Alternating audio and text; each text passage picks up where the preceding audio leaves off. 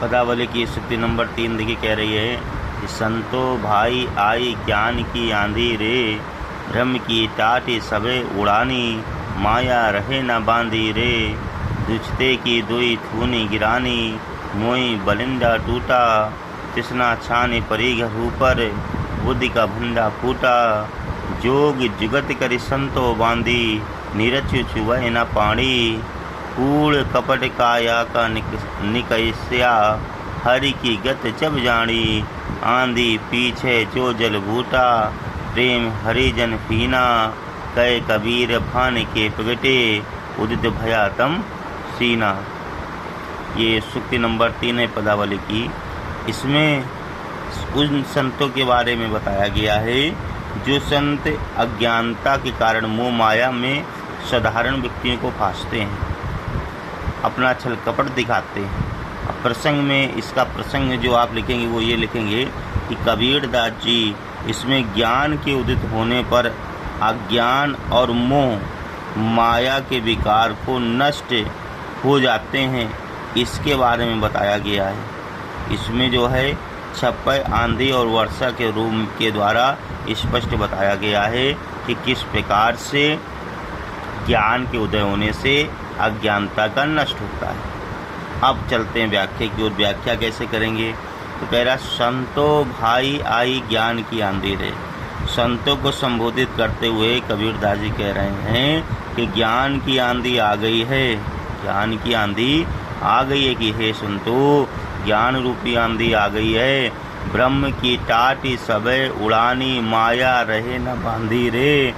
जो भ्रम रूपी आपका आवरण ओढ़ रखा है वह इस आंधी में उड़ जाएगा। क्या कह रहे हैं? जो भ्रम रूपी आपने आवरण चादर ओढ़ रखा है, ठीक है, और यह आवरण जो माया की रस्सी से आपने बांधा हुआ है वो रस्सी इस आंधी के वेग से क्या हो जाएगा? उड़ जाएगा। दुचते की दोई थूनी गिरानी, मोह बलिंदा टूटा। कह रहे हैं कि जो माया रूपी रस्सी से आपने आंधी के वेग से छिन छिन हो गया है, हो जाएगा। कह रहे हैं छप्पर को उठाए रखने के लिए जो संदेह के 2 खंबे लगे हुए थे, दुचते की दोई थूनी कह रहे हैं ना, गिरानी, मोह बलिंदा टूटा।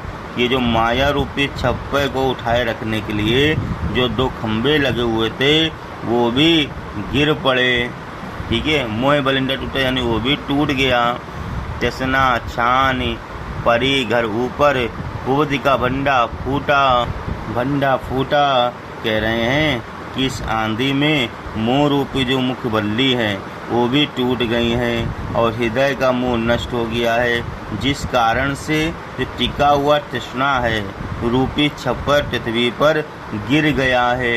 कह रहा है ना यहाँ पर तृष्णा छान परी घर ऊपर, तृष्णा छान परी घर ऊपर। ये तृष्णा रूपी, तृष्णा का मतलब हो गया संसारिक विषम भोग की जो कामना होती है वो भी क्या हो गया? वो भी छप्पर पृथ्वी पर गिर पड़ा।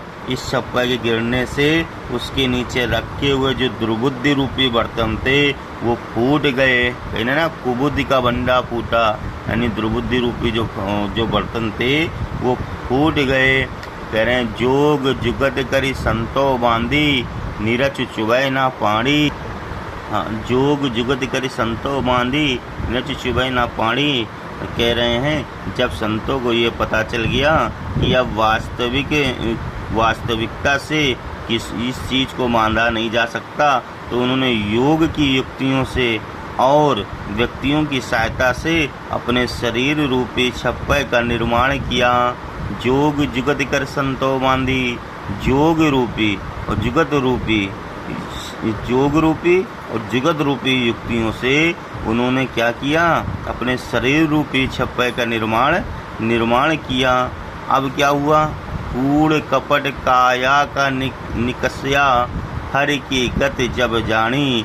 जब ईश्वर का सच्चा ज्ञान होने पर मन रूपी झोपड़ी में भरा हुआ कपट का सारा कूड़ा करकट बाहर निकल गया, तब हृदय विकार रहित होकर के क्या करा? कूड़ कपट काया का निकस्या, हरि की गति जब जानी। जब हरि रूपी प्रेम की गति को उन्होंने जान लिया तो ये जो कूड़ा करकट रूपी शरीर है वो सब क्या हुआ, बाहर निकल गया। आंधी पीछे जो जल बूटा, प्रेम हरि जन फीना। कह रहे हैं कि हृदय रूपी विकार की जो आंधी है, हृदय रूपी विकार की आंधी के बाद समानतया वर्षा होने लगी। वर्षा कैसे हुई, हरि की प्रेम रूपी वर्षा हुई, जिससे उस ज्ञान रूपी आंधी के साथ में प्रभु की भक्ति रूपी वर्षा से सारा भक्ति का शरीर क्या हो गया, भीग गया। कहे कबीर भान के पिगटे, उदित भया तम सीना।